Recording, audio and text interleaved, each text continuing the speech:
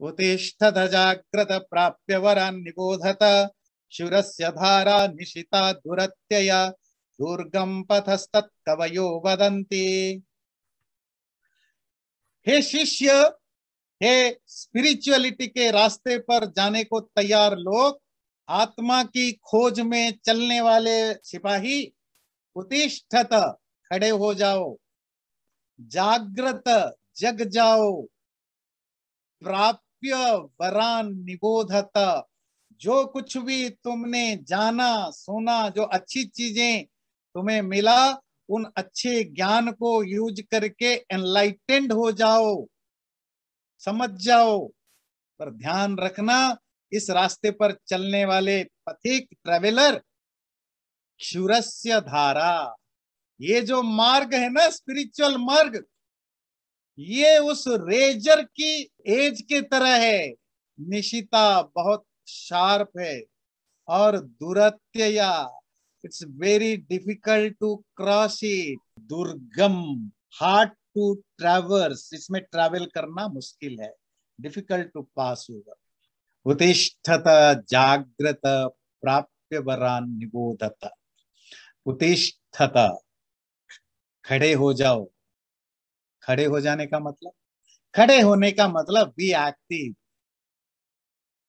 Active कुछ करना, efforts डालना शुरू करो।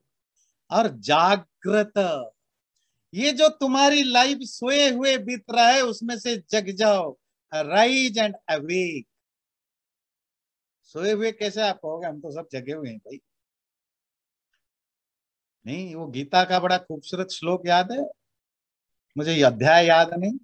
या निशा सर्वभूतानां तस्याम जागर्ति संयमी, यान यस्याम जागृति भूतानि सा निशा पश्यतो मुने। निशा कहते हैं रात को, जो बाकी लोगों के लिए रात है, निशा है, ज्ञानी लोगों के लिए वो तो दिन है। ज्ञानी लोग जिसमें जगे हुए होते हैं जो दिन में, आम लोगों के लिए वो निशा है, रात है। मतलब जिन चीजों में आप इन्वॉल्व हो, जिन चीजों के लिए आप एफर्ट्स करते हो, आप अपने आप को एक्टिव रखते हो, वो आपके लिए दिन है। पैसा, घर, संपत्ति, नेम, फेम, पावर, जो ये सब तुम्हारा दिन है। मतलब दिन में आप क्या करते हो, एक्टिव रहते हो, जगे हुए होते हो। इन सब चीजों में आप 24 घंटे अलर्ट हो, जगे हुए हो, सोते नहीं हो। सोने का मतलब लेजीनेस नहीं रखते हो। और सोए हुए कहाँ हो, जिस चीज की डार्क, किस चीज के बारे में आप स्लीपी हो, आत्मा, परमात्मा, तुम कौन हो, तुम्हारे लाइफ क्या है, बुद्धि कैसे काम करती है, माइंड कैसे काम करता है, गलत क्या है, सही क्या है, इन चीजों के बारे में तुम सोए हुए हो। तो ज्ञानी व्यक्ति उन चीजों, उस समय सोता है जब आम लोग जगे हुए होते हैं। मतलब आम लोग जिन चीजों में इन्वॉल्व होते हैं, ज्ञानी व्यक्ति उस उन चीजों में सोया हुआ सा मिलता है, उनको इन चीजों में इंटरेस्ट नहीं होता है। आम लोगों के लिए जो रात है, मतलब यूजलेस है, बेकार है, रात है, देखते ही बोर हो जाते हैं, थक जाते हैं, सो जाते हैं। स्पिरिचुअलिटी, उसमें ज्ञानी लोग जगे हुए होते हैं। तो बात समझ में आई क्या कहना चाहता है, जागृत जगे हुए का क्या मतलब है। जिन चीजों के बारे में तुमने अभी तक इग्नोर किया है अपनी लाइफ का, 20 साल, 40 साल, 50 साल, 60 साल, 70 साल, 80 साल, जिसका जितना एज है, जितना तुमने उस चीज के प्रति तुमने इग्नोर किया व उसको कैजुअली लिया है, वो तुम्हारा स्लीपी मोमेंट था, सोया हुआ मोमेंट था। अब जग जाओ, उसके बारे में थोड़ा अवेयरनेस लाओ। और अवेयरनेस खाली लाने से नहीं होगा, पर खड़े भी हो जाओ। खड़े मतलब ऐसा नहीं कि सिर्फ जान लिया, नींद से उठ गए तो जान गए, दिन है, घर है, दरवाजा है, पर आप तो बेड से तो बाहर उठो, ब्रश करो, कपड़े पहनो, नहाओ धो, काम पर जाओ, कुछ एफर्ट्स करो। तो जग जाओ, जगने के बाद फिर खड़े भी हो जाओ ना, कुछ करो, उसको पाने के लिए कुछ करो, जानने के लिए कुछ करो। आप कहेंगे क्या करें, तो ये तो नहीं कुछ ना, क्योंकि आप इतने सालों से पढ़ रहे हैं, यही तो सब पढ़ रहे हैं ना, स्वाध्याय ना, पंच महायज्ञ, यम, नियम, धर्म, 50 चीजें आप जानते हैं, वही सब करना, और करना ही क्या है। वो कोई नई चीजें करना थोड़ी है। मन शुद्धि करो, चरित्र शुद्धि करो, ये तो रेगुलर बोलते रहते हैं। तो करो, उत्तिष्ठत जागृत और प्राप्य वरान निबोधत। वर, वर कहते हैं श्रेष्ठ को, बेस्ट थिंग्स को। जैसे जैसे तुम उसके लिए एफर्ट्स करते जाओगे, तुम्हें तुम्हारे अंदर वो बढ़िया से बढ़िया चीज तुम्हें मिलता जाएगा।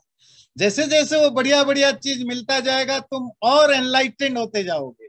तुम्हारे टर्च की जो लाइट है, जो तुम्हें रास्ता दिखाएगा, पहले तुम दिया से शुरू करोगे। जैसे ही अंदर अंदर घुसने लगोगे तो तुम्हारा दिया अपने आप बड़ा हो जाएगा, तो लंठन बन जाएगा। तो फिर लंठन बन जाएगा, तो फिर उसको और थोड़ा ये करो तो वो बड़ा और लाइट बनने लगेगा। तो निबोधत, तुम्हारा एनलाइटेनमेंट भी जगता जाएगा। अपने आप को एनलाइटेंड करते चलो निबोधत। पर ध्यान रखना, ये बोलना बड़ा आसान है, ये क्षुरस्य धारा, ये जो स्पिरिचुअल पाथ है ना, ये एज ऑफ रेजर है। ये जो आपको छुरी होती है या ब्लेड होता है, ये ब्लेड की धारा की तरह है, इसके ऊपर चलना है। इसमें दो चीजें हैं, एक तो बैलेंस बनाना पड़ता है। अब बैलेंस बनाते बनाते पैर कट भी जाएगा। मतलब आप वो छुरी के एज के ऊपर पैर रखना चलोगे तो पैर रखो तो भी कटने का डर, और अगर रख भी दिया उसमें चलना और मुश्किल है, बहुत मुश्किल है। पर आप कहोगे कि नहीं तो इम्पॉसिबल होगा, इम्पॉसिबल नहीं है। ये स्ट्रीट प्लेयर होते हैं जो रास्ते में जो इंडिया में मैजिक दिखाते हैं ना, ये पतली सी रस्सी पर दोनों तरफ ये छोटे छोटे डंडा बांध लेते हैं, रस्सी बांध लेते हैं, उस पर 150 पाउंड के 200 पाउंड के लड़की या लड़का उस पर दौड़ के चले जाते हैं, दौड़ के आ जाते हैं। आप तो खड़ा होना क्या, हाथ में भी पकड़ो, आपके हाथ में इतनी पतली सी रस्सी होती है, और अपने जीभ के अंदर छुरी घुसा लेते हैं, निकाल लेते हैं, कुछ नहीं होता है। आप ऐसे देख लेते हो, वाह वो कर माय गॉड क्या हो गया, कुछ नहीं होता है। सर पर सेब रखते हैं, सेब, और आंखें बंद करके बंदूक चलाते हैं। आपकी तो जान निकल जाती है, उनका कुछ नहीं, बिल्कुल सेब को कत्तर करता है।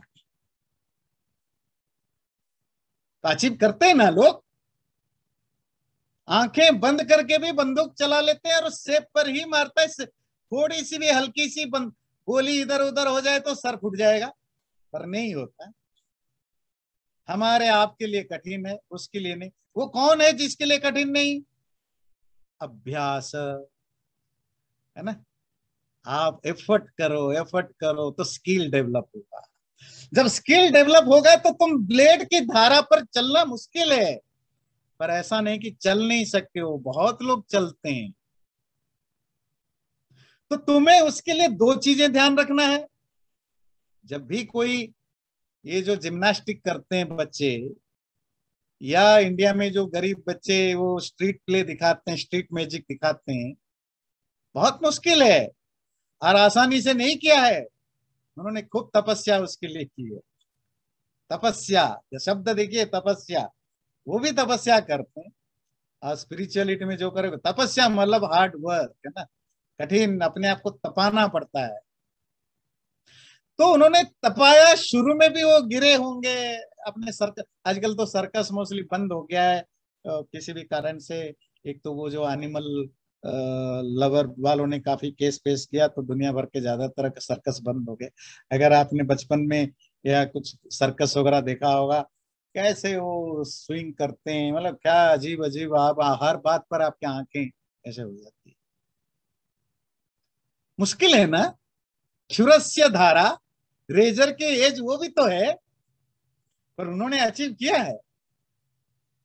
उसमें मरने की 100% चांस है, नहीं मरो तो पैर टूटने, शरीर टूटने का भी 100% चांस है। या तो आप मरोगे या शरीर टूटेगा, पर लोग अचीव करते हैं मुश्किल से। हम बात बात पर कहते हैं ये कौन सा रॉकेट साइंस है, मतलब रॉकेट साइंस बहुत हार्ड है ना। पर प्रॉब्लम है कि दुनिया में लाखों लोग हैं जो रॉकेट साइंटिस्ट है। तो रॉकेट साइंस हमारे आपके लिए रॉकेट साइंस मुश्किल है, पर लोग हैं ना जो रॉकेट साइंस पर काम करते हैं, वो भी तो क्षुरस्य धारा। जब आप स्पेस शटल बनाते हो और मार्स में जाते हो या स्पेस में जाते हो या मून में जाते हो, क्या ये क्षुरस्य धारा नहीं है? बताइए, इसमें कौन सा खतरा नहीं है? पर लोगों ने अचीव किया। तो दुनिया में कोई भी काम जो बहुत शटल हो, बहुत बहुत कीन हो, वो काम मुश्किल होता है। स्पिरिचुअलिटी उसी में। इसीलिए कठोपनिषद कहता है क्षुरस्य धारा निशिता। वो वो रेजर की एज की तरह बहुत तीखी है, बहुत शार्प है। और कैसा? दुरत्यया, very difficult to cross over it. इसको पार करना भी बहुत मुश्किल है, कभी भी फिसल सकते हो। और दुर्गम, very hard to travel upon that. ऐसा हम नहीं कह रहे हैं, ऐसा कवयो वदंती, कवि लोग कहते हैं। ये कवि कौन है? जो रियलाइज कर रखे हैं, जिन्होंने सच्चाई को जान लिया है, जिन्होंने इस रास्ते पर चले हैं, जिन्होंने इस उबड़ खाबड़ रास्ते पे चल के कैलाश पर्वत तक पहुंचा है, एवरेस्ट माउंटेन को टच किया है, वापस आए हैं।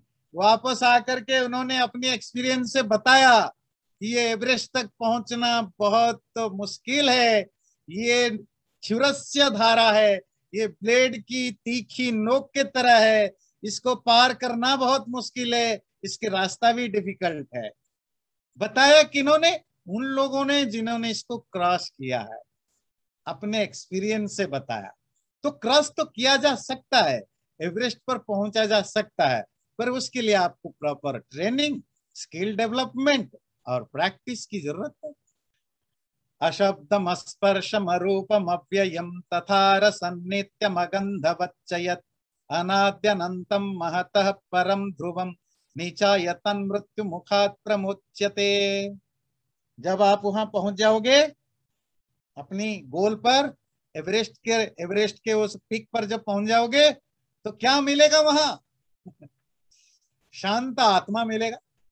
वही शांत आत्मा, परमात्मा कैसा है वो? अशब्द, वो साउंडलेस है। अस्पर्श, वो टचलेस है, स्पर्शहीन है। अरूप, रूपहीन है, उसके कोई रूप नहीं है।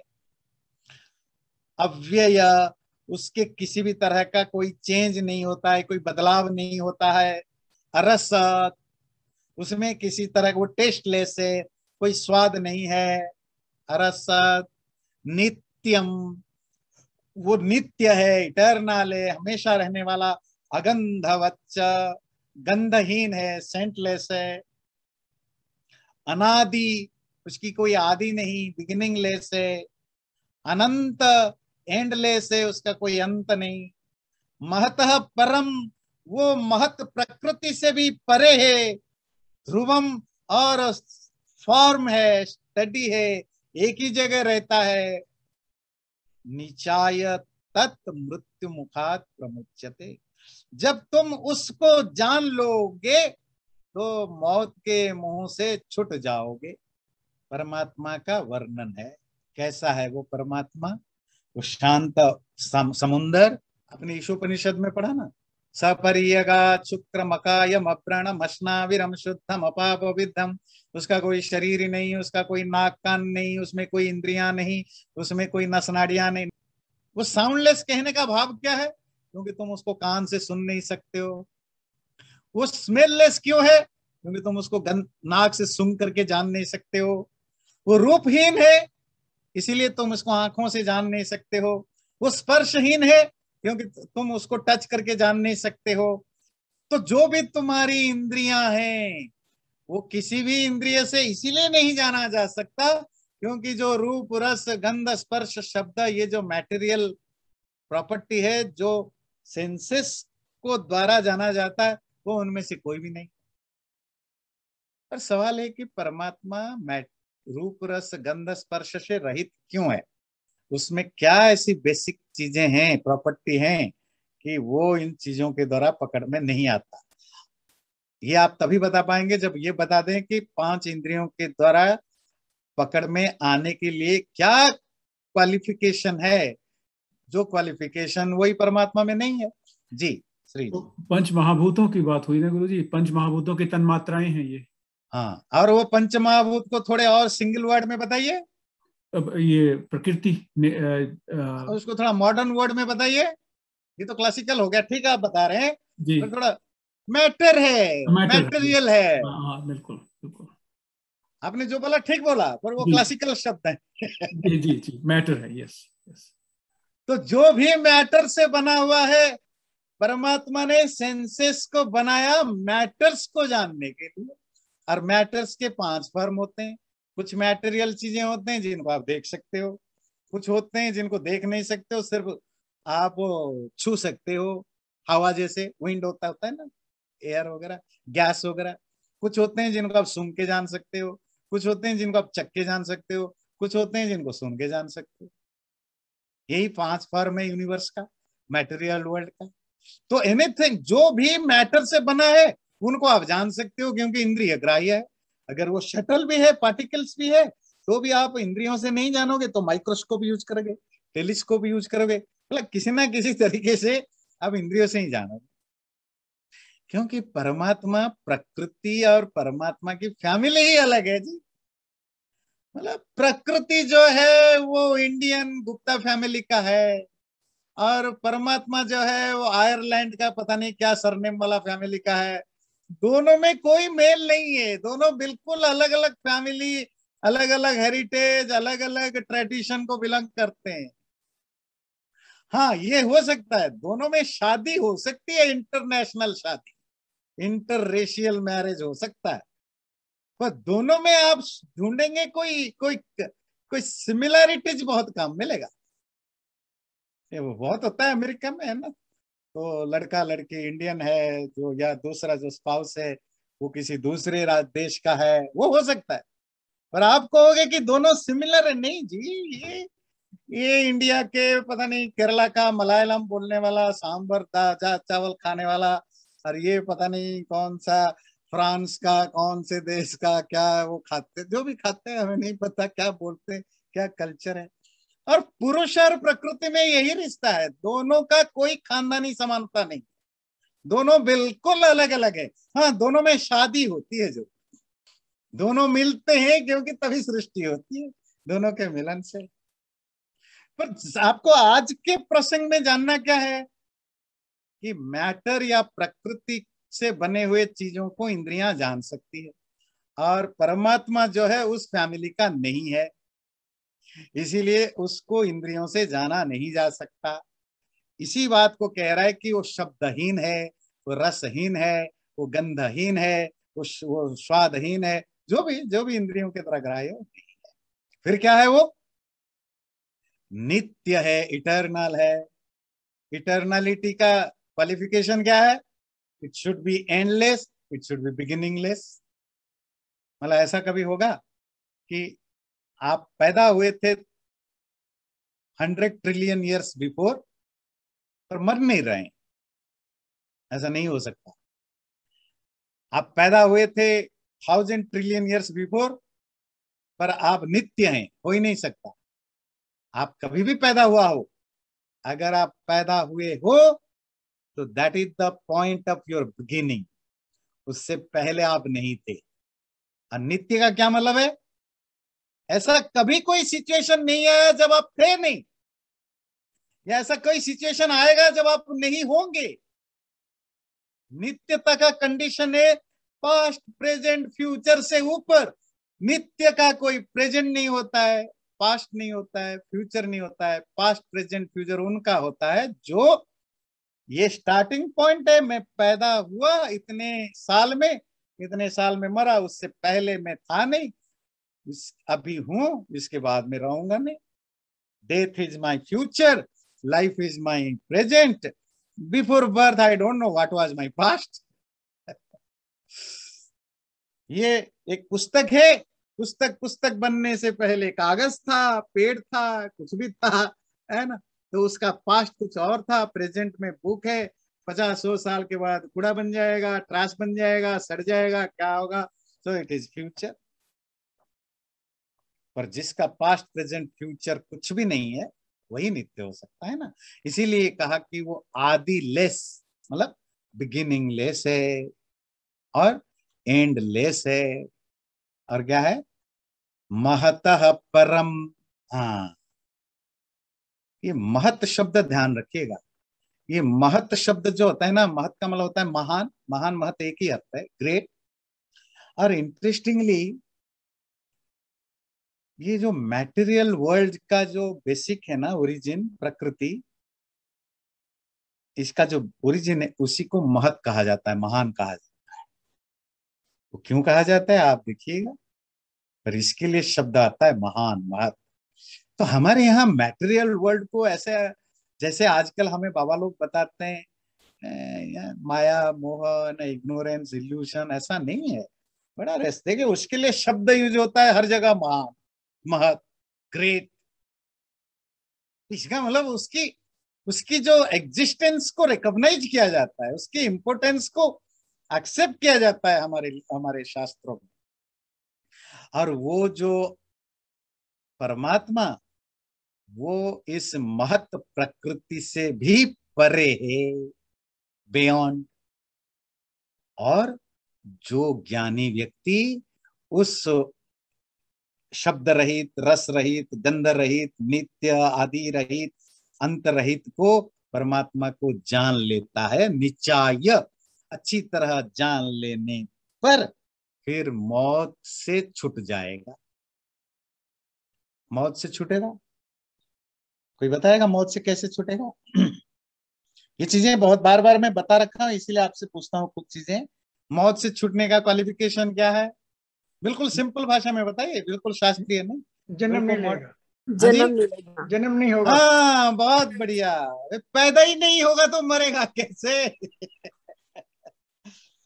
देखिए, एक सिंपल चीजें होती है। कभी कभी क्या होता है ना, कुछ क्वेश्चन का आंसर बहुत इजी होता है और हमें क्यों नहीं सूझता है, क्योंकि हम बहुत बड़े बड़े चीजें ढूंढते हैं।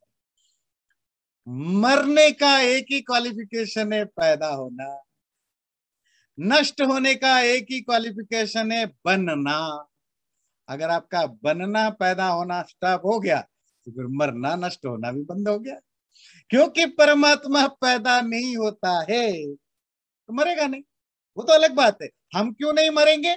बोला आप तुम मृत्यु से छुटकारा पा जाओगे, क्योंकि मरने के बाद आप पैदा नहीं होगे। मुक्ति का मतलब तो यही है ना। मुक्ति का अर्थ क्या होता है? मुख्य, कि मरने के, ये शरीर जब छूटेगा, जब मरोगे, अब इसके बाद पैदा नहीं होगा, दूसरा शरीर नहीं मिलेगा। तो नहीं मरेगा तो फिर पैदा नहीं होगे तो मरोगे नहीं। हो गया जन्म मृत्यु के चक्र से छुटकारा। नाचिकेतमुपाख्यानम मृत्यु प्रोक्तम सनातनम उक्त्वा श्रुत्वा च मेधावी ब्रह्मलोके महीयते। फर्स्ट चैप्टर का चल रहा था, जिसमें 3 बल्ली थे।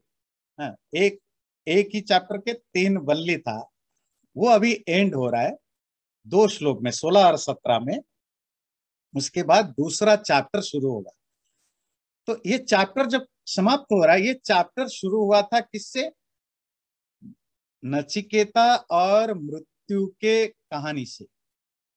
तो ये कहानी यहीं पूरी होती है, जो 2 श्लोक अभी करेंगे, और ये 2 श्लोक के बाद दूसरा चैप्टर शुरू होगा।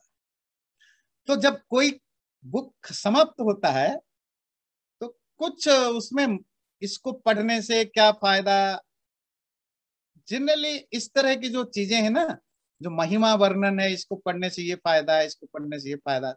अभी अभी करवा चौथ गया, आपने देखा होगा, ये पढ़ने से ये फायदा होता है, इसको करने से ये होता है, ना करने से ये नुकसान। सत्यनारायण कथा में आप पढ़ते हैं ना, सत्यनारायण कथा में ना, तो उसने इसको मिला, उसने पढ़ा किया तो उसका फायदा हुआ, नहीं किया, नहीं माना तो उसकी ये बर्बादी हुई। तो संतोषी माँ कथा में भी ये सब आता है। ये एक बड़ा मॉडर्न ट्रेंड है, किसी चीज को ग्लोरीफाई करने के लिए उसके दोनों साइड बताओ, इसको करने से तुम्हें ये मिलेगा ये ना करने से नुकसान हो। और मॉडर्न मार्केटिंग वाले भी यही फॉर्मूला अपनाते हैं, है ना, फेयर लवली लगाओ काली गोरी हो जाएगी, है ना, नहीं तो वगैरह वगैरह ये सब चीजें। अब कितने काले गोरे हुए हैं वो कोई किसी के पास कुछ प्रमाण नहीं। तो हमारे भी इस तरह के जो वो महिमा, गीता महिमा, रामायण महिमा, ये अमुक महिमा, करवा चौथ कथा सत्य, ये सब उसी टाइप का है, फेयर एंड लवली की एडवर्टाइजमेंट टाइप का है। तो ये जनरली सब बाद में जोड़े गए हैं, मतलब ये ओरिजिनल बुक के साथ नहीं थे। जहां भी इस तरह के महिमा है ना, तो यकीन मानिए it was not part of the original book, so बाद में जोड़े गए। पर क्योंकि है तो आप पढ़ लीजिए, जो भी लिखा है वो पढ़ लीजिए। तो वो क्या कह रहे हैं, नाचिकेतम उपाख्यानम मृत्यु प्रोक्तम सनातनम, मृत्यु के द्वारा बताया गया ये जो सनातन अनएंडिंग इटर्नल कहानी जो नचिकेता को बताया गया, उक्त्वा श्रुत्वा च मेधावी, जो ज्ञानी इंटेलिजेंट व्यक्ति इसको सुनेगा या बोलेगा वो सीधे ब्रह्मलोक को ही प्राप्त कर लेगा। फिर तो आप सब लोग टिकट ले ही लिया ब्रह्मलोक का, और क्या। अच्छा, अगला भी इसी से रिलेटेड है। य इमं परमं गुह्यं श्रावयत ब्रह्म संसदि प्रयत श्राद्ध काले वा तदानन्त्याय कल्पते तदानन्त्याय कल्पत इति। और जो व्यक्ति इस बहुत रेयरेस्ट और बहुत सीक्रेट ज्ञान को, परमम गुह्यम, इस परम सुप्रीमली सीक्रेट ज्ञान को ब्रह्म संसदी, ज्ञानी विद्वानों के संसद में, सभा में, मीटिंग में बोलेगा, सुनाएगा, और या कोई मर रहा हो उस समय सुनाएगा, या मरने के बाद जो वो जो आप करते हैं, क्या कहते हैं, जो कंडोलेंस करते हैं, पब्लिक कंडोलेंस करते हैं, उस समय इसको पढ़ेगा, वो अनंत काल के लिए मुक्ति को पालेगा, अनंत काल के लिए मुक्ति को पालेगा। देखो आप लोग भी जाओगे, मैं भी पक्का जाऊंगा, क्योंकि आपको तो अनंत काल मिल जाएगा, अनंत काल के लिए मुझे मिल जाएगा। तो ध्यान रखिए, इस तरह की श्लोक जहां भी आए, हर मोस्ट ऑफ लिटरेचर में आएगा। ये सब बहुत बाद में, रिसेंट पीरियड में कभी ना कभी इसको सब डाला गया है। और ये सिर्फ इसी उपनिषद में नहीं, जितने भी हमारे धार्मिक लिटरेचर है, सब जगह लास्ट में इस तरह के महिमा वगैरह मिलता है, जो कि लेटर जोड़ा गया है। और थोड़ा पब्लिक को, क्योंकि जिस एज में ये सब लिखा गया है, उस समय का एज एक तरह का डार्क एज था, पढ़ना लिखना बहुत कम था, है ना, तो लोग इजीली इन चीजों को बिलीव कर जाते थे, मान जाते थे। तो वो, पर ये ओरिजिनली लिखा हुआ नहीं है, ठीक है। They are actually in one way contradicting to what is written. हाँ बिल्कुल, क्योंकि इतने सारे लॉजिकल साइंटिफिक बात होते हैं और कंक्लूड होता है कि इसको पढ़ लेने से मुक्ति मिल जाएगी। इसी से समझ में आ जाता है कि ये दोनों एक दूसरे को कहीं भी ये कॉम्प्लीमेंट नहीं करते। वो एक पूरी तरह मिरेकल टाइप का हो जाता है, और एक पूरा कितना प्योर वो ज्ञान बेस्ड होता है। क्या है कि लक्ष्मण जी देखिए, हमारे यहाँ जो बुक्स आज आपके हमारे पास अवेलेबल है ना, ये 100, 200, 300 साल से छप करके आ रहे हैं। पहले तो प्रिंटेड भी नहीं होता था, उससे पहले फिर 100-200 साल पहले फिर वो लिखे जाते थे किसमें, वो पत्तों पर या पेड़ के बार्क पर लिखे जाते थे। वो भी 1000-1200 साल से लिखे गए, उससे पहले वो भी नहीं था, श्रुति थी। तो ये जो लिखने की ट्रेडिशन शुरू हुई मैन्युस्क्रिप्ट के रूप में, ताड़ के पत्ते पर या प्रिंट में, वो लिखते समय ही ऐड होता गया। जो भी ऐड किया, जो किया वो होता गया, उससे पहले नहीं था ये। चैनल को सब्सक्राइब जरूर करें और वीडियो अच्छा लगे लाइक भी जरूर करें।